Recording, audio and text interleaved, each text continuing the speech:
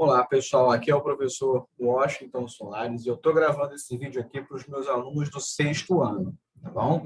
É um vídeo sobre pré-história, mais específico para esse público, tá bom? Eu tenho um vídeo de pré-história mais específico para o pessoal do ensino médio, tá bom? Vocês podem ver aqui no canal também. Bom, começando com o conteúdo de pré-história, pessoal. Esse conteúdo de pré-história, né, o próprio nome pré-história, ele é muito polêmico, justamente porque a gente passa muito tempo discutindo que todos os seres humanos têm história. E sim, todos nós, seres humanos, temos história, né? Isso é indiscutível.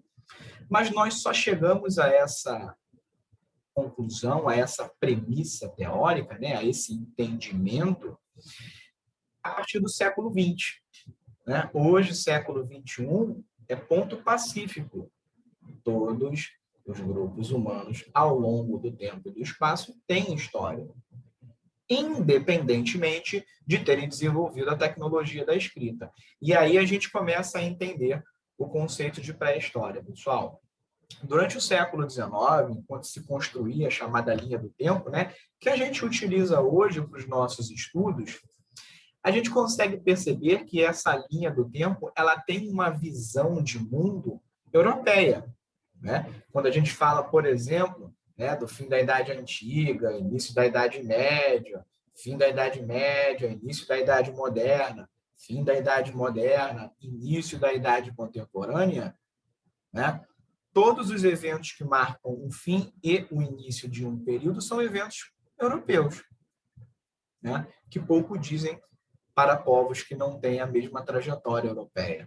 No entanto, um dos poucos marcos de periodização histórica que tem nessa linha é a invenção da escrita. A escrita definitivamente não foi inventada no continente europeu. Tá bom? Esse é o único marco que está fora dessa linha do tempo. E por que tem esse marco de divisão? E geralmente a escrita, né, ali mais ou menos para 4.000 a.C., ela é uma barreira a ser ultrapassada, ou seja, ela marca o fim de um período pré-história, e o início de um outro período, história. Mais uma vez, voltamos ao nosso questionamento anterior. Professor, se hoje todos sabemos que todos os seres humanos têm história, por que pré-história? O que significa pré-história? Pessoal, no século XIX, dava-se muito valor à escrita. Tanto que esses historiadores eles utilizaram como forma, como critério de divisão desses povos, o critério da invenção da escrita. Então, os povos que tinham desenvolvido escrita, eles já registravam os seus acontecimentos em documentos escritos. E, segundo o raciocínio da época, o documento escrito guardava em si um grande grau de verdade. Então, daí a valorização desse tipo de fonte histórica, o documento escrito. Né? Logo, se tem escrita, tem história. Os povos que não têm escrita estão na pré-história, porque a trajetória deles não vai ser contada por documentos escritos, mas sim por outras fontes históricas. Fósseis, cerâmica, pinturas rupestres, utensílios e uma série de outros pequenos fósseis que eles tenham deixado. Então, pessoal, a pré-história, ela seria isso, né? Essa definição dela do século XIX. Povos que não desenvolveram a escrita. Entretanto, reforçando, não pensamos assim hoje. Então vem a pergunta, bom, se não pensamos assim hoje, professor, por que a gente continua a utilizar a expressão pré-história? Pessoal, a gente utiliza a expressão pré-história por fins unicamente pedagógicos, ou seja, na hora de estudar, a gente precisa organizar os conteúdos. Então, tal qual a gente separa, por exemplo, a história do Brasil de história geral, né? A gente estuda em capítulos, por exemplo, específicos, a pré-história a gente faz a mesma coisa. Então, quando a gente estuda pré-história, na verdade, a gente está estudando um longo período que abrange não só o surgimento, mas também o desenvolvimento do ser humano. Ponto. É unicamente esse o motivo. Organização dos conteúdos para a gente trabalhar. Tá bom? É uma organização pedagógica. Então, tenhamos na nossa cabeça, pré-história é história. Tá bom? E que desenvolvimento é esse, pessoal? Nós temos basicamente duas grandes teorias que explicam o surgimento do ser humano. A primeira e mais antiga é a teoria criacionista. Tá? O criacionismo, né? Eu vou aqui usar um criacionismo que abarca todas as religiões. Para os historiadores, pessoal, qual é a uma das grandes funções da religião? É explicar a criação do mundo, do universo e como as coisas funcionam, tá bom? Como elas são. Essa é uma das funções sociais da religião, tá bom? O historiador, ele para por aí, ele só estuda a função social da religião. Ele nunca vai dizer que a religião A está certa, a B está errada e a C está mais ou menos. Ele não faz isso, né? Porque ele não tem capacidade de fazer isso, tá bom? E por que ele não tem capacidade de fazer isso, professor? Porque o historiador não tem capacidade de provar tanto que Deus existe, nem de que Deus não existe.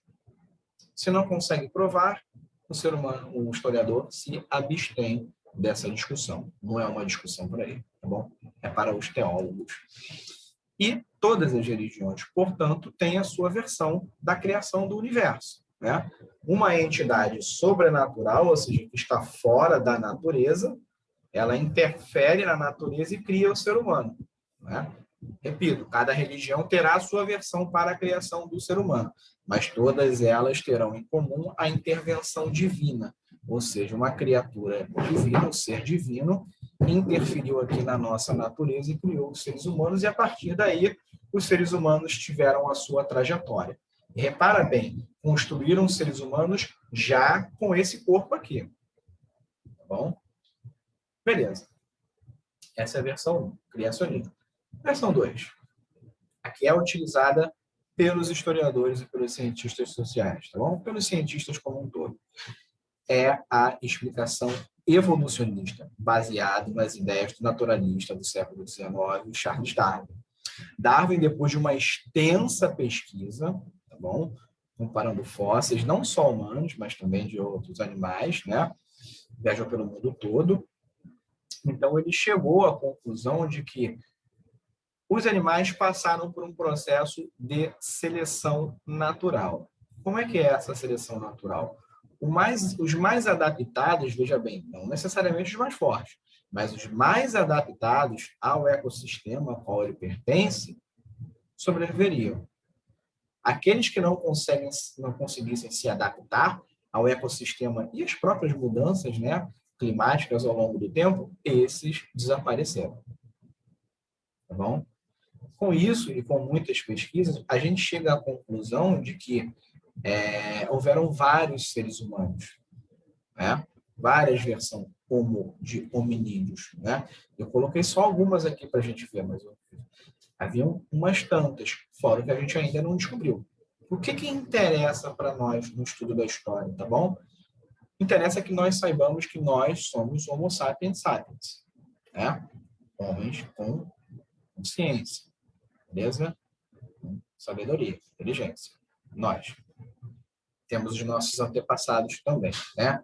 O mais antigo que a gente achou foi o Australopithecus, que significa macaco do sul, que vem do sul da região que hoje é a África. Esse Australopithecus, nosso antepassado, né? A partir dele teriam surgido outros gêneros, né? Outro gênero, o Homo, e que teria se subdividido em algumas espécies, tá bom? Da qual nós, Homo sapiens, somos a única que restou no planeta, tá bom? Durante um longo período do tempo, pessoal, de milhares de anos, os hominídeos passaram por um processo que a gente chama de hominização, ou seja, um processo de mudanças físicas, né, que levou à formação dos seres humanos tal qual a gente entende hoje, tá bom? Isso é um processo longo, feito de avanços, de recuos, né? nem todo mundo se adaptou, né? Nem todo mundo, eu digo, nem todos as espécimes como, mas a nossa conseguiu. E que mudanças são essas importantes, pessoal, para a gente olhar? Primeiro é o bipedismo. A partir do momento em que os seres humanos passaram a andar sobre duas pernas, do ponto de vista da sobrevivência animal, isso nos dá uma grande vantagem, porque isso amplia o nosso campo de visão. A gente consegue olhar para um lado, para o outro, para trás e ver uma distância muito maior, e com isso a gente consegue não só perceber o ambiente, mas antecipar possíveis ataques de animais mais fortes, já que nós, seres humanos, somos um dos animais, estamos entre os animais mais fracos do planeta, fraco de força física, tá bom? Nós, seres humanos, somos absolutamente dependentes dos mais velhos quando a gente nasce. Né? Diferente de um cavalo, por exemplo, um cavalinho quando nasce, em alguns minutos ele já está andando pastando. O ser humano não, demora anos para poder conseguir comer sozinho. Fora que ele não consegue produzir tudo que ele necessita para poder se alimentar e se proteger. Então, nós, seres humanos, somos muito dependentes uns dos outros, tá bom? Para a nossa sobrevivência. Beleza. O bipedismo, além de nos dar vantagem para a gente olhar, ele liberou as nossas mãos. Quando ele libera as nossas mãos, nós conseguimos, né, por conta do nosso polegar opositor, fazer esse movimento de pinça, né, muito praticado pelas crianças mais novas, porque esse movimento de pinça, pessoal, ele permite a gente fazer manobras, né, com as mãos muito sofisticadas. Os outros animais não têm isso. Então, isso nos dá uma habilidade manual muito grande. E essa habilidade manual nossa vai servir para fazer a pedra polida, a pedra lascada, o arco, a flecha, a lança, costurar roupas, fazer casas. Tudo isso, ó, com as nossas mãos. Nossas mãos estão liberadas. Então, pessoal, o bipedismo, mais uma vez, nos dá a vantagem de uma visão ampla, libera as nossas mãos e, com isso, libera também a nossa criatividade. Porque, ao mesmo tempo, reparem, isso aqui são processos que ocorrem ao mesmo tempo. Tá? O nosso cérebro vai se desenvolvendo, principalmente a partir do momento em que nós dominamos a técnica de produção do fogo. Então, quando a gente passa a cozinhar ou a assar a carne ela se torna mais macia, nós fazemos menos força com a nossa mandíbula, então a mandíbula ó, retrai, o nosso cérebro e a nossa cabeça e cérebro crescem.